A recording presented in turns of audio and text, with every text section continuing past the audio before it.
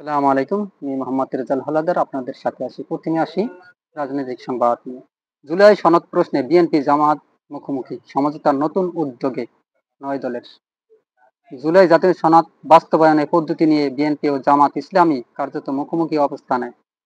সংস্কার প্রশ্নে তাদের মিত্র দলগুলো অবস্থান প্রায় একই রকম। এ কারণে যে রাজনৈতিক সংকট সামনে আসছে সে বিষয়ে একটি মাঝামাঝি সমাধানের পথ খুঁজছে নতুন উদ্যোগ নিয়েছে গণতন্ত্র মঞ্চ সহ বিভিন্ন রাজনৈতিক দল।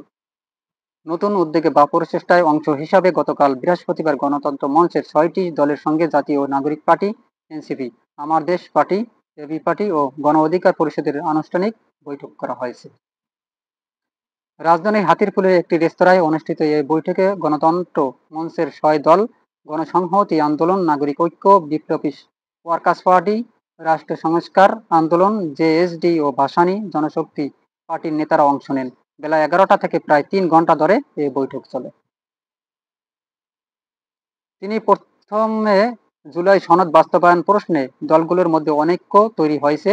পারস্পরিক আলোচনার মাধ্যমে ঐক্যমত্যের আসার জন্য আমরা জাতীয় ঐক্যমত্য কমিশনকে সময় বাড়াতে বলেছিলাম। তারা সময় বাড়িয়েছে। এখন দলগুলোর মধ্যে আলোচনার একটি উদ্যোগ নেওয়া হয়েছে।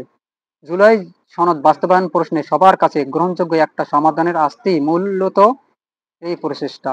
বৈঠকের এনসিপির পক্ষ থেকে অংশ নেন দলটির সদস্য সচিব আক্তার হোসেন।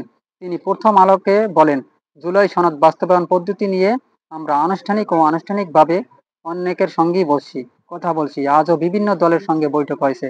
আক্তার বলেন, তারা জুলাই সনদের আইনি ভিত্তির নিশ্চয়তা চান। এই সনদের ভিত্তিতে আগামী নির্বাচন হোক, সেটা তাদের চাওয়া।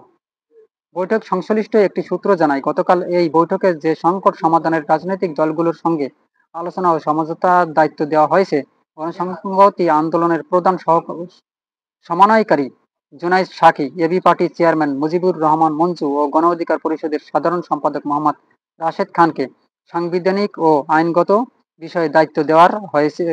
রাষ্ট্র সংস্কার আন্দোলনের প্রধান সমন্বয়ক হাসনাত কাইম, এনসিপির যুগ্ম আহ্বায়ক জাবেদ রাশিন ও এবি পার্টির যুগ্ম সাধারণ সম্পাদক সানি আব্দুল হককে। গতকাল বৈঠকের বিষয়ে গণ অধিকার পরিষদের মোহাম্মদ রাশেদ খান প্রথম আলোকে বলেন, জুলাই সনদ বাস্তবায়নের পদ্ধতি নিয়ে তৈরি হওয়া অনেক নিরসনে বিভিন্ন দলের মধ্যে আলোচনা চলছে। ঐক্যমত্য তৈরির বিষয়ে সবাই আগ্রহী। শিগগিরই বিএনপি এবং জামাতের সঙ্গে তারা আলোচনায় বসতে চান।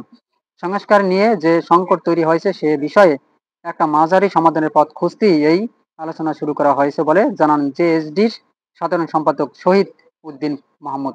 তিনি প্রথম আলোকে বলেন, পর্যায়ক্রমে অন্য দলগুলোর সঙ্গেও তারা বসবেন।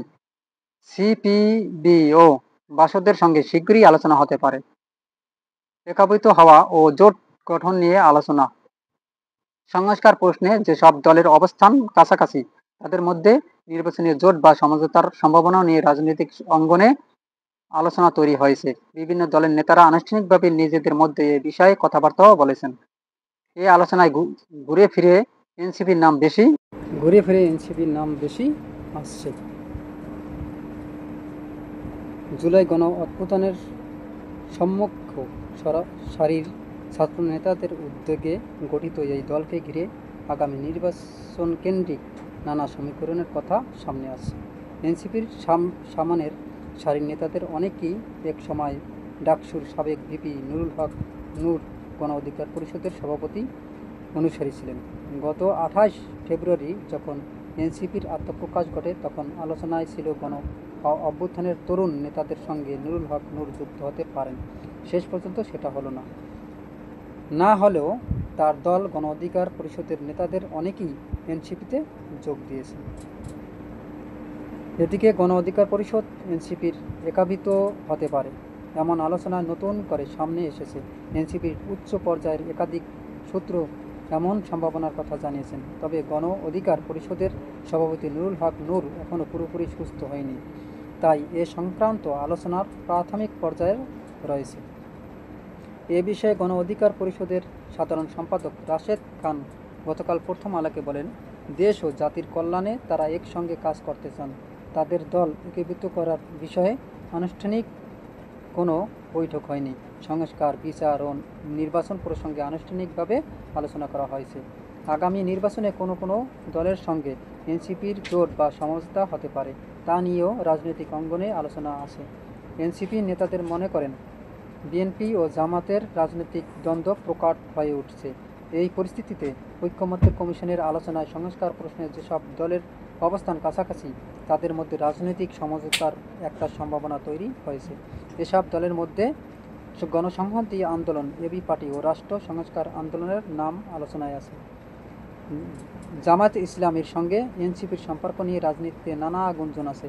এনসিপির নেতারা বলছেন, তাদের দলের নেতাদের অনেকেই জামাতের প্রতি সহানুভূতিশীল। তবে জামাতের সঙ্গে সরাসরি জোটে যাওয়ার প্রশ্নে এনসিপির গুরুত্বপূর্ণ নেতাদের অনেকেই দ্বিধা আছে। অবশ্য রাজনীতির মাঠে জামাতের সঙ্গে সহযোগিতার সম্পর্ক রাখতে এনসিপির নেতাদের অনেকেই আগ্রহী। সংশ্লিষ্ট সূত্র বলছে, সংস্কার সহ বিভিন্ন বিষয়ে সম্প্রতি বিভিন্ন দলের সঙ্গে এনসিপির আনুষ্ঠানিক আলোচনা হয়েছে, এখনও হচ্ছে। নির্বাচনের জোটের বিষয়েও আলোচনা আছে, তবে কিছুই এখন চূড়ান্ত হয়নি। এ বিষয়ে এনসিপির সদস্য সচিব আক্তার হোসেন গতকাল প্রথম আলোকে বলেন, সংস্কার প্রস্তাব নিয়ে বিভিন্ন রাজনৈতিক দলগুলোর মধ্যে এক ধরনের বোঝাপড়ার জায়গা তৈরি হয়েছে। এটি আগামী নির্বাচন পর্যন্ত গড়াবে কিনা তা এখনই বলা যাচ্ছে না। আপনারা জানেন যে এই বর্তমানে জামাত বিএনপির ভিতরে একটা দ্বন্দ্ব চলতেছে। সেই অর্থাৎ জুলাই সনদ প্রশ্ন বিএনপির জামাত মুখোমুখি, এবং সমঝোতার নতুন উদ্যোগ আরও 9 দলের। এই দলে হয়তোবা আপনারা জানেন যে ইতিমধ্যে বিএনপির সাধারণ সম্পাদক মির্জা ফখরুল ইসলাম তিনি কিন্তু এসেছেন বাংলাদেশে, অর্থাৎ তার স্ত্রীকে নিয়ে তিনি লন্ডনে গিয়েছিলেন চিকিৎসার জন্য। সেখান থেকে আসার পথে বিমানবন্দরে যখন সাংবাদিকরা তাকে প্রশ্ন করে, তখন তিনি স্পষ্ট জানিয়ে দেন তারা অর্থাৎ এই নির্বাচন চায় না, নির্বাচন অর্থাৎ আগের অনুযায়ী নির্বাচন চান। এখন বর্তমানে যে নির্বাচন তারা দাবি করছে, সেই নির্বাচন অর্থাৎ এখন তারা চাচ্ছে না, কারণ জুলাই সনদ প্রশ্নের বিএনপি জামাত এখন বর্তমানে মুখোমুখি। তাই তারা জুলাই সনদ বাস্তবায়নের পদ্ধতি নিয়ে বিএনপি ও জামাতের ইসলামী কার্যত মুখোমুখি অবস্থানে। সংস্কার প্রশ্নে তাদের মিত্র দলগুলো অবস্থানও প্রায় একই রকম। এ কারণে যে রাজনৈতিক সংকট সামনে আসছে সে বিষয়ে একটি মাঝামাঝি সমাধানের পথ খুঁজছে। নতুন উদ্যোগ নিয়েছে গণতন্ত্র মঞ্চসহ বিভিন্ন দল। নতুন উদ্যোগ বা প্রচেষ্টা অংশ হিসাবে গতকাল বৃহস্পতিবার গণতন্ত্র মঞ্চের 6টি দলের সঙ্গে জাতীয় নাগরিক পার্টি এনসিপি, আমার বাংলাদেশ পার্টি এবি পার্টি ও গণ অধিকার পরিষদের আনুষ্ঠানিক বৈঠক হয়েছে। রাজধানীর হাতিরপুলে একটি রেস্তোরাঁয় অনুষ্ঠিত হয় বৈঠকে। গণতন্ত্র মঞ্চ দল চাচ্ছে পিআর নির্বাচন, অর্থাৎ বাংলাদেশে এখন তারা সবাই চাচ্ছে যে এই জুলাই সনদ ও পিআর নির্বাচন। এখন যখন মির্জা ফখরুলকে প্রশ্ন করা হয়, আপনি কেমন নির্বাচন চান, তিনি স্পষ্ট জানিয়ে দিয়েছেন যে আমরা পিআর নির্বাচন চাই না, কারণ তারা তো চাবি না, কারণ জানেন তারা একটা বড় দল। আর সাবেক প্রধানমন্ত্রী শেখ হাসিনা পালিয়ে যাওয়ার পর থেকে এককভাবে নির্বাচন করলে তারা ক্ষমতায় চলে যাবেন, সেটা তিনি স্পষ্টভাবে বোঝেন। অর্থাৎ তারা যদি এককভাবে রাজনীতিতে যেতেই পারে, তাহলে অন্য দলের সাথে পিআর নির্বাচন নিয়ে তারা কেন যাবেন, এটাই হলো মূল ঘটনা। এখন সুপ্রিয় দর্শক, আপনারা কি মনে করেন, পিআর নির্বাচন বাংলাদেশে ভালো হবে না আগের পদ্ধতি নির্বাচন হলে ভালো হয়? যদি মনে করেন যে পিআর নির্বাচন ভালো হলে অবশ্যই কমেন্টের মাধ্যমে আপনি জানাতে পারেন, এবং যদি ভিডিওটি ভালো লাগে আমার চ্যানেলটি সাবস্ক্রাইব করুন RS বাংলা নিউজ 24-কে, এবং লাইক ও শেয়ার দিয়ে সবার মাঝে ছড়িয়ে দিন। আজ ভিডিওটি আর বেশি বড় করব না, তবে নির্বাচন হতে যাচ্ছে পিআর নির্বাচন। আসসালামু আলাইকুম ওয়া রাহমাতুল্লাহি ওয়া বারাকাতুহু।